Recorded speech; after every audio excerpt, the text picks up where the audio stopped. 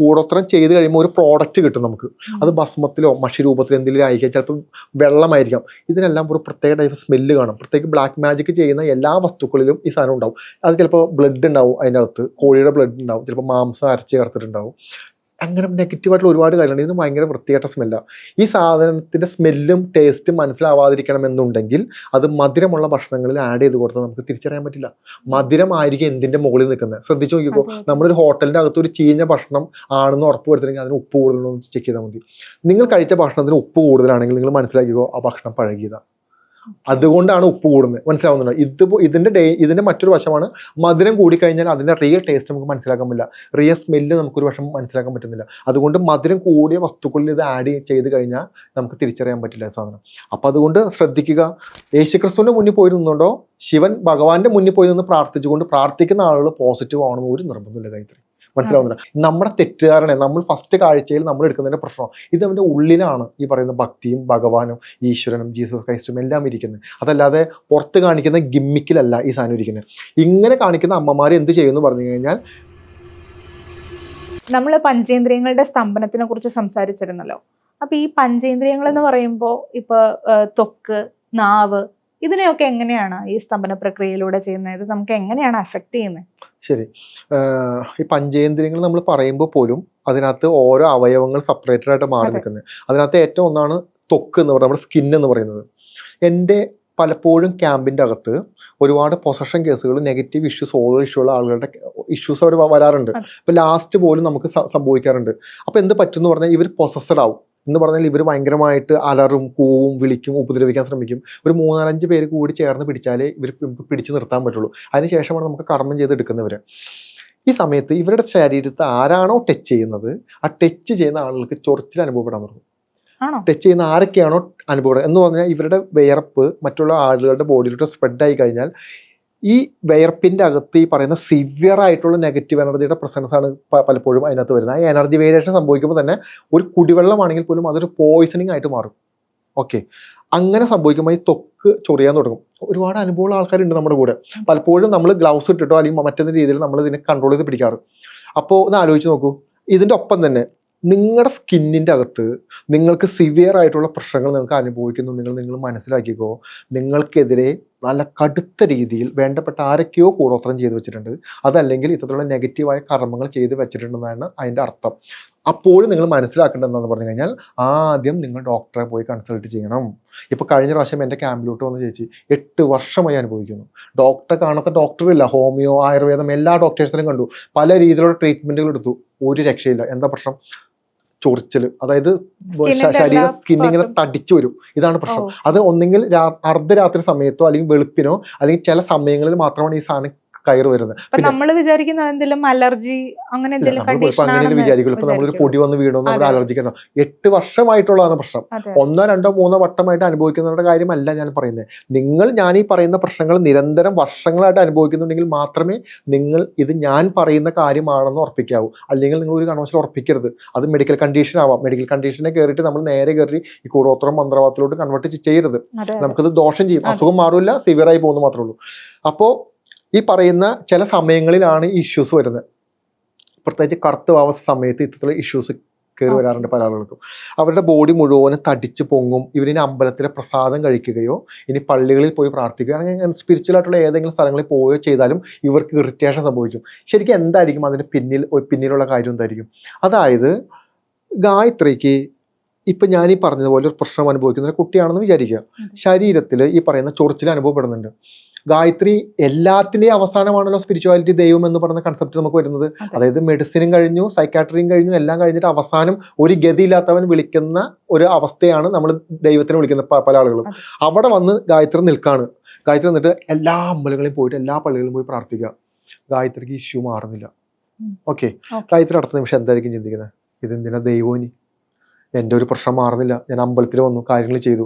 ഗായത്രി ഉള്ളിലൊരു തോന്നാൻ തുടങ്ങും, ഇത്ര നാളായില്ലേ പ്രാർത്ഥിക്കുന്നത്, എന്തെങ്കിലും ഗതിയുണ്ടോ, ഒരു മാറ്റമുണ്ടോ, നീ പ്രാർത്ഥനയൊക്കെ നിർത്ത്, ഞാൻ പറയുന്ന പോലെ കാര്യങ്ങളൊക്കെ ചെയ്യും, ഞാൻ പറഞ്ഞ പോലെ കാര്യങ്ങൾ ചെയ്യും. ഇത് നമ്മുടെ ഉള്ളിൽ നിന്ന് നമുക്കൊരു കമ്മ്യൂണിക്കേഷൻ വരുന്ന തുടങ്ങും. It's a negative soul. അതായത് നെഗറ്റീവ് സോള് ഗായത്രിനെ ഈശ്വരൻ്റെ മുൻപിലോ ഈശ്വരൻ്റെ സന്നിധിയിലോ കൊണ്ട് എത്തിച്ചതിന് ശേഷം അവിടെ നിർത്തി പ്രാർത്ഥിപ്പിക്കും. നീണ്ട വർഷങ്ങൾ ജപങ്ങൾ ചെയ്യിപ്പിക്കും. എന്നിട്ട് ഗായത്രിയോട് ഒരു ചോദ്യം ചോദിക്കും, നിനക്ക് എന്ത് കിട്ടിയെന്ന്, നിനക്ക് വല്ലതും കിട്ടിയോ, നിനക്ക് ഇത്രയും വർഷം നീ കളഞ്ഞില്ലേ, നിനക്ക് വല്ല ഗുണം ഉണ്ടായോ, ഈ സമയം ഉണ്ടെങ്കിൽ നിനക്ക് വേറെ പല കാര്യങ്ങളും ചെയ്തുകൂടെ എന്ന് തുടങ്ങിയുള്ള ചോദ്യങ്ങൾ ഗായത്രിക്ക് തരുമ്പോൾ ഗായത്രി ഇങ്ങനെ സ്തംഭിച്ചിരിക്കും. ശരിയല്ലേ? ഇത് നമ്മുടെ ഉള്ളിലാണ് നമ്മൾ തോന്നുന്നതാണ് നമ്മുടെ വിചാരം അല്ല. ഇത് ഒരു സോൾ കമ്മ്യൂണിക്കേഷനാണ്. ആക്ച്വലി ഒരു നെഗറ്റീവ് സോളിന്റെ കമ്മ്യൂണിക്കേഷനാണ് ഈ കയറ് വരുന്നത്. ഈ സമയത്ത് നമുക്കിതിനെ അതിജീവിക്കാൻ പറ്റണം എന്ന് പറഞ്ഞു കഴിഞ്ഞാൽ ഓടിച്ചെല്ലുമ്പോൾ തന്നെ ഗായത്രിനെ സഹായിക്കാൻ വേണ്ടി ഇരിക്കുന്ന ഈശ്വരന്മാരൊന്നും ഇവിടെ ഇല്ല, ആരുമില്ല. ഇതിനൊക്കെ സമയം എടുക്കുന്ന ആ കർമ്മം മാറിയാൽ മാത്രമേ സംഭവിക്കുള്ളൂ. അപ്പൊ എന്ന് പറഞ്ഞു കഴിഞ്ഞാൽ ഇത്തരത്തിലുള്ള ഇഷ്യൂസ് എല്ലാം അവിടെ കയറി വരും. ഈ പറയുന്ന സ്കിന്നിന്റെ പ്രശ്നങ്ങൾ ഇങ്ങനെ കണ്ടു തുടങ്ങിയാൽ, ഇപ്പൊ കഴിഞ്ഞ പ്രാവശ്യമാണെങ്കിലും ഈ വന്നൊരു ഒരു ചേട്ടന് ഇതേ പ്രശ്നം ഉണ്ടായിരുന്നു, സ്കിന്നിന്റെ ഇഷ്യൂ ഉണ്ടായിരുന്നു. ക്യാമ്പിന്റെ സമയത്ത് തടിച്ചു പൊങ്ങാൻ തുടങ്ങി. നമ്മുടെ കൊച്ചിയിൽ നടന്ന ക്യാമ്പിന്റെ സമയത്ത് ഇതുപോലെ തന്നെ എല്ലാ ക്യാമ്പിലും വരുന്നുണ്ട് സ്കിൻ ഇഷ്യൂ ഉള്ളവർ. തടിച്ചു പൊങ്ങാൻ തുടങ്ങി. എന്താ സംഭവിക്കുന്നത്? കൂടിയ അളവിലുള്ള ഒരു നെഗറ്റീവ് ഈ പറയുന്ന പോസിറ്റീവ് എനർജിയുടെ ഒരു പ്രവാഹം അവരുടെ ബോഡിയിലോട്ട് കൺവേർട്ട് ആവുകയോ അല്ലെങ്കിൽ ബോഡിയിൽ സ്പ്രെഡ് ആവുകയോ പ്ലസ് അവരായിട്ട് ഈ പറയുന്ന പോസിറ്റീവ് എനർജി ഡെവലപ്പ് ചെയ്യുകയോ ശ്രമിക്കുന്ന പോയിന്റിലാണ് ഇഷ്യൂ സംഭവിക്കുന്നത് എന്ന് പറഞ്ഞു കഴിഞ്ഞാൽ ഗായത്രിയുടെ ഉള്ളിലോ ഈ പറയുന്നവരുടെ ഉള്ളിലോ ഈ പറയുന്ന ഭസ്മ രൂപത്തിലോ അല്ലെങ്കിൽ ലിക്വിഡ് രൂപത്തിലോ മറ്റേന്തെങ്കിലും രൂപത്തിലോ ഈ പറയുന്ന കെമിക്കൽസോ കൈവിഷം തുടങ്ങിയുള്ള കാര്യങ്ങൾ ഉള്ളിലുണ്ടെന്നതിൻ്റെ അർത്ഥം. അല്ലെങ്കിൽ വീട്ടിൽ മറ്റെന്തോ വസ്തുക്കൾ ഇരിക്കുന്നുണ്ടെന്നതിൻ്റെ അർത്ഥം.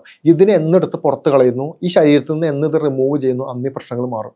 ഇത്തരത്തിലുള്ള ഇഷ്യൂസ് നിങ്ങൾ കാണുന്നത് ഞാൻ ഈ പറയുന്ന ലെവലിൽ സ്പിരിച്വൽ ആയിട്ടുള്ള കാര്യങ്ങൾ ബന്ധപ്പെടുമ്പോഴോ അത്തരത്തിലുള്ള കാര്യങ്ങൾ കഴിക്കുമ്പോഴോ അത്തരത്തിലുള്ള ആളുകളുടെ അടുത്ത് സംസാരിക്കുമ്പോഴോ ജപങ്ങളോ പ്രാർത്ഥനകളോ മന്ത്രങ്ങളോ ഉപയോഗിക്കുന്ന സമയത്തൊക്കെയാണ് നിങ്ങൾക്ക് ഇഷ്യൂ കാണിക്കുന്നുണ്ടെങ്കിൽ നിങ്ങൾ മനസ്സിലാക്കിക്കോളൂ, നിങ്ങളെ ഏറ്റവും മനോഹരമായി സ്നേഹിക്കുന്ന നല്ലൊരു ശത്രു നിങ്ങളുടെ കൂടെ നിങ്ങളുടെ വീട്ടിലോ നിങ്ങളുടെ ചുറ്റും ഉണ്ടെന്നതിൻ്റെ അർത്ഥം. ഇത് നിരന്തരമായിട്ട് കർമ്മം ചെയ്ത് കളയും. ഇപ്പോൾ ഒരു ഉദാഹരണം പറയാം. അമ്മമാർ കർമ്മം ചെയ്ത് വെച്ചിരിക്കുന്ന, കൂടോത്രം ചെയ്ത് വെച്ചിരിക്കുന്ന, ബ്ലാക്ക് മാജിക് ചെയ്തിരിക്കുന്ന ഒരുപാട് മക്കളെ എനിക്കറിയാം. ഇവരുടെ ടോക്സിക് മൈൻഡ് കൊണ്ടാണ് ഇത് ചെയ്തു വെക്കുന്നത്. അതായത് ഭാര്യയുമായിട്ട് വളരെ സ്നേഹത്തിലാണ്, അതുകൊണ്ട് മകൻ എന്നെ സ്നേഹിക്കുന്നില്ല, മകന്റെ സമ്പാദ്യം എനിക്ക് ലഭിക്കുന്നില്ല, ആ പെണ്ണിനാണ് പോകുന്നത്, അവൾ തളയണം, മന്ത്രം ചൊല്ലി കൊടുത്തേക്കാണെന്ന് പറയുന്ന ഒരുപാട് അമ്മമാരുള്ള കാലഘട്ടത്തിലാണ്. ഈ അമ്മമാർ മുഴുവനും അമ്പലത്തിലും പള്ളിയിലും പോയി പ്രാർത്ഥിക്കുന്നു എന്നുള്ളതാണ് ഇതിൻ്റെ മറ്റൊരു അപകടവശം. മനസ്സിലാവുന്നുണ്ടോ? ഇവരുടെ പ്രാർത്ഥന മുഴുവനും ഉപയോഗിക്കുന്നത് നെഗറ്റിവിറ്റിയിലോട്ട് മാത്രമാണ്. യേശുക്രിസ്തുവിന്റെ മുന്നിൽ പോയി നിന്നുകൊണ്ടോ ശിവൻ ഭഗവാന്റെ മുന്നിൽ പോയി നിന്ന് പ്രാർത്ഥിച്ചുകൊണ്ട് പ്രാർത്ഥിക്കുന്ന ആളുകൾ പോസിറ്റീവ് ആണെന്ന് ഒരു നിർബന്ധമില്ല ഗായത്രി. മനസ്സിലാവുന്നില്ല? അത് അവൻ്റെ ഉള്ളിലിരിക്കുന്ന ചിന്തകളുടെ ഭാഗമായിട്ട് സംഭവിക്കുന്ന കാര്യമാണ്. അപ്പോൾ ഇത് കുറി തൊട്ടു എന്ന് കരുതി പോസിറ്റീവാണ് നിർബന്ധമില്ല. നമ്മുടെ തെറ്റുകാരനെ നമ്മൾ ഫസ്റ്റ് കാഴ്ചയിൽ നമ്മൾ എടുക്കുന്നതിൻ്റെ പ്രശ്നം ഇത് അവൻ്റെ ഉള്ളിലാണ്. ഈ പറയുന്ന ഭക്തിയും ഭഗവാനും ഈശ്വരനും ജീസസ് ക്രൈസ്റ്റും എല്ലാം ഇരിക്കുന്നത്. അതല്ലാതെ പുറത്ത് കാണിക്കുന്ന ഗിമ്മിക്കിലല്ല ഈ സാധനം ഇരിക്കുന്നത്. ഇങ്ങനെ കാണിക്കുന്ന അമ്മമാർ എന്ത് ചെയ്യുമെന്ന് പറഞ്ഞു കഴിഞ്ഞാൽ പുറത്ത് ഭക്തി എന്ന് പറയുന്നത് വലിയൊരു മുഖംമൂടിയാണ്. എനിക്ക് എന്ത് വൃത്തികേട് വേണമെങ്കിലും ഭക്തിയുടെ ഫേസ് ഇട്ടിട്ട് എനിക്ക് ചെയ്യാം, എന്നെ ആരും സംശയിക്കില്ല. മനസ്സിലാവുന്നുണ്ടോ? അങ്ങനെ ഈ ഭക്തി സാന്ദ്രമായിട്ട് നിൽക്കുന്ന അമ്മമാര് ഈ കുർബാനയും ഈ അമ്പലങ്ങളിൽ പരിപാടി കഴിഞ്ഞിട്ട് നേരെ പോകുന്ന കൂടോത്രം ചെയ്യുന്ന ആളുകളുടെ അടുത്തോട്ടാണ്. അവന്മാരുടെ അടുത്തോട്ട് കൈ കിട്ടിക്കഴിഞ്ഞാൽ ഇവന്മാർ എന്ത് ചെയ്യുന്നു പറഞ്ഞു കഴിഞ്ഞാൽ എവിടെയാണോ എരുതിയിൽ എണ്ണ ഒഴിക്കേണ്ടത് അവിടെ കൃത്യമായിട്ട് എരുതിയിൽ എണ്ണ ഒഴിച്ച് ആ ചെറിയ ഒരു തീപ്പൊരിനെ ആളിക്കത്തിക്കും. ശരിയാണമ്മ, നിങ്ങൾക്കെതിരെ ആ പെൺകുട്ടി എന്തോ ചെയ്തിട്ടുണ്ട്, നിങ്ങൾ തിരിച്ച് കർമ്മം ചെയ്തോളൂ, അല്ലെങ്കിൽ നിങ്ങളുടെ സ്വത്തുക്കളെല്ലാം നഷ്ടപ്പെട്ടു പോകാൻ സാധ്യതയുണ്ട്, ആ മകൻ നിങ്ങളെ തിരിഞ്ഞു നോക്കില്ല എന്ന് തൊട്ടിട്ടുള്ള ഒരുപാട് കാര്യങ്ങൾ പറഞ്ഞു കൊടുത്ത് മാനിപ്പുലേറ്റ് ചെയ്യും. എല്ലാ അമ്മമാരും മാനിപ്പുലേറ്റ് ചെയ്യേണ്ട ആവശ്യമില്ല, പകുതി അമ്മമാരെ. ബാക്കിയുള്ളവർക്ക് എല്ലാവരും തല തിരിഞ്ഞായിരിക്കും ഈ അമ്മമാർ മൊത്തം ഇരിക്കുന്നത്.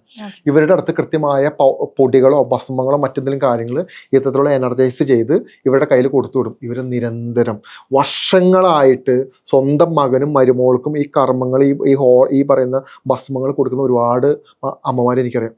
ഇവർ വളരെ പ്രൗഡായിട്ടാണ് ഈ കാര്യങ്ങൾ പറയുന്നത്. ഇത് അനുഭവിക്കുമ്പോൾ മക്കൾക്ക് ഉണ്ടാകുന്ന അസുഖങ്ങൾ എന്ന് പറയുമ്പോൾ ആദ്യം സംഭവിക്കുന്ന സാമ്പത്തികപരമായ നഷ്ടം, 2 ആരോഗ്യപരമായിട്ട് ആരോഗ്യം പ്രശ്നം വരാൻ തുടങ്ങും, 3 മാനസികമായിട്ട് ഇഷ്യൂസ് ഉണ്ടാകാൻ തുടങ്ങും, 4 ഈ ഭാര്യയും ഭർത്താവും തമ്മിൽ നിരന്തരം വഴക്കായിരിക്കും. വീട്ടിൽ ഒരു നേരത്തെ ഭക്ഷണം കഴിക്കാൻ പറ്റില്ല, ഒന്ന് കിടന്ന് ഉറങ്ങാൻ പറ്റില്ല, സമാധാനം ഉണ്ടാവില്ല.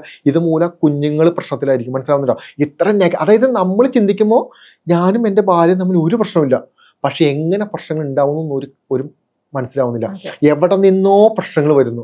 ഒരു പക്ഷെ അമ്മയുടെ സാന്നിധ്യമായിരിക്കാം, അല്ലെങ്കിൽ ഒന്നുമില്ലായിരിക്കും എന്ന് പറഞ്ഞു കഴിഞ്ഞാൽ ആ ഭാര്യയിൽ നിന്ന് എന്നാണോ മകൻ അകന്നു മാറുന്നത് അന്ന് എൻ്റെ മകൻ പഴയതുപോലെ എൻ്റെ അടുത്ത് വരും, എന്നെ സ്നേഹിക്കും. നമുക്കിത് ചിന്തിച്ചുകൂടെ? ഒരു കുടുംബമായി കഴിയുമ്പോൾ ഏതൊരു ആൺകുട്ടിയാണെങ്കിലും അവനെ സംബന്ധിച്ചിട്ട് സാമ്പത്തികമായ ബാധ്യതയും മാനസികമായ ടെൻഷനും. കാരണം ഒരു ആൺകുട്ടിക്ക് നമ്മുടെ കേരളത്തിൽ കുടുംബം എങ്ങനെ നോക്കേണ്ടതെന്ന് അറിയില്ല, ഒരു ഭാര്യനെ എങ്ങനെ നോക്കേണ്ടതെന്ന് അറിയില്ല, സാമ്പത്തികമായിട്ട് എങ്ങനെയാണ് ഈ ഫിനാൻഷ്യൽ കൺട്രോളിങ് എങ്ങനെയാണെന്ന് അറിയാൻ പാടില്ല. കാരണം ഇതൊന്നും പഠിച്ചിട്ടല്ല പൊതുവെ ആൺകുട്ടികൾ വരുന്നത്. ഇവരെല്ലാവരും പണിയെടുക്കുക, തീർന്നു, അത്രേ ഉള്ളൂ. അതിൻ്റെ അപ്പുറത്തോട്ട് എന്താണെന്ന് പലപ്പോഴും അറിയില്ല. പലപ്പോഴും അമ്മമാരോ സഹോദരിമാരോ ആരെങ്കിലൊക്കെ ആയിരിക്കും ഈ കാര്യങ്ങൾ സഹായിച്ചു കൊടുക്കുന്നത്. ആ സ്ഥാനത്ത് ഭാര്യ വരുമ്പോൾ ഭാര്യ അതിനെ കൺട്രോൾ ചെയ്യും. ആ കൺട്രോൾ ചെയ്യുന്നത് ടോക്സിക് ആയിട്ടല്ല എടുക്കേണ്ടത്. ഒരു കുടുംബത്തിൽ വരുമ്പോൾ അത് അങ്ങനെയാണ്.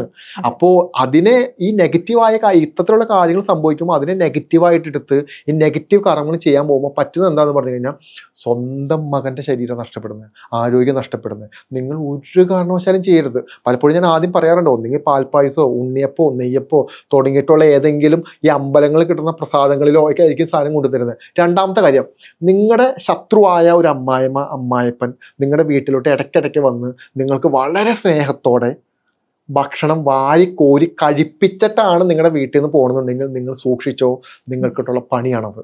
മനസ്സിലാവുന്നുണ്ടോ? കാരണം നമ്മളോട് മിണ്ടാട്ടമില്ല, സംസാരിക്കില്ല, നമ്മളോട് സ്നേഹമില്ല, ഒന്നുമില്ലാത്ത ഒരു അമ്മായപ്പനും വന്നിട്ട് അവരുണ്ടാക്കി കൊണ്ടുവന്ന ഭക്ഷണം നമ്മൾ എന്തിനാണ് നിർബന്ധിച്ച് കഴിപ്പിക്കുന്നത്?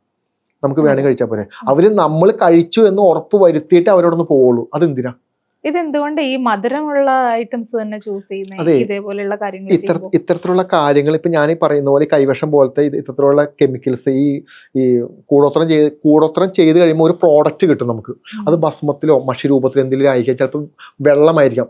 ഇതിനെല്ലാം ഒരു പ്രത്യേക ടൈപ്പ് സ്മെല്ല് കാണും. പ്രത്യേക ബ്ലാക്ക് മാജിക് ചെയ്യുന്ന എല്ലാ വസ്തുക്കളിലും ഈ സാധനം ഉണ്ടാവും. അത് ചിലപ്പോൾ ബ്ലഡ് ഉണ്ടാവും, അതിൻ്റെ അകത്ത് കോഴിയുടെ ബ്ലഡ് ഉണ്ടാവും, ചിലപ്പോൾ മാംസം അരച്ച് ചേർത്തിട്ടുണ്ടാവും. അങ്ങനെ നെഗറ്റീവായിട്ടുള്ള ഒരുപാട് കാര്യങ്ങളുണ്ട്. ഇതിന് ഭയങ്കര വൃത്തികെട്ട സ്മെല്ലാണ്. ഈ സാധനത്തിൻ്റെ സ്മെല്ലും ടേസ്റ്റും മനസ്സിലാവാതിരിക്കണമെന്നുണ്ടെങ്കിൽ അത് മധുരമുള്ള ഭക്ഷണങ്ങളിൽ ആഡ് ചെയ്ത് കൊടുത്താൽ നമുക്ക് തിരിച്ചറിയാൻ പറ്റില്ല. മധുരമായിരിക്കും എന്തിൻ്റെ മുകളിൽ നിൽക്കുന്നത്. ശ്രദ്ധിച്ചു നോക്കിക്കോ, നമ്മളൊരു ഹോട്ടലിൻ്റെ അകത്ത് ഒരു ചീഞ്ഞ ഭക്ഷണം ആണെന്ന് ഉറപ്പ് വരുത്തില്ലെങ്കിൽ അതിന് ഉപ്പ് കൂടുതലോ എന്ന് ചെക്ക് ചെയ്താൽ മതി. നിങ്ങൾ കഴിച്ച ഭക്ഷണത്തിന് ഉപ്പ് കൂടുതലാണെങ്കിൽ നിങ്ങൾ മനസ്സിലാക്കിക്കോ ആ ഭക്ഷണം പഴകിയതാണ്. അതുകൊണ്ടാണ് ഉപ്പ് കൂടുന്നത്. മനസ്സിലാവുന്നുണ്ടോ? ഇതിന്റെ മറ്റൊരു വശമാണ്, മധുരം കൂടിക്കഴിഞ്ഞാൽ അതിന്റെ റിയൽ ടേസ്റ്റ് നമുക്ക് മനസ്സിലാക്കാൻ പറ്റില്ല, റിയൽ സ്മെല്ല് നമുക്കൊരു വശം മനസ്സിലാക്കാൻ പറ്റുന്നില്ല. അതുകൊണ്ട് മധുരം കൂടിയ വസ്തുക്കളിൽ ഇത് ആഡ് ചെയ്ത് കഴിഞ്ഞാൽ നമുക്ക് തിരിച്ചറിയാൻ പറ്റില്ല സാധനം. അപ്പം അതുകൊണ്ട് ശ്രദ്ധിക്കുക. നമ്മുടെ ഈ ഇത്തരത്തിലുള്ള ഇഷ്യൂസ് എല്ലാം വന്നു കയറുമ്പോൾ നമ്മുടെ സ്കിന്നിന് നിരന്തരമായ പ്രശ്നങ്ങൾ വരും. മരുന്ന് കഴിച്ചിട്ടും നിങ്ങൾക്ക് മാറുന്നില്ലെങ്കിൽ അത് സ്പിരിച്വൽ ആയിട്ടുള്ള വേയിലൂടെ നിങ്ങൾ മുന്നോട്ട് പോവുക. കൃത്യമായ മെഡിറ്റേഷൻസും കൃത്യമായ പ്രോസസ്സുകളുടെയും നിങ്ങൾക്ക് പോയി കഴിഞ്ഞാൽ 1 രൂപ പൈസ മുടക്കില്ലാതെ നിങ്ങൾക്ക് നിങ്ങളുടെ ലൈഫിൽ നിന്ന് പുറത്തു വരാൻ പറ്റും.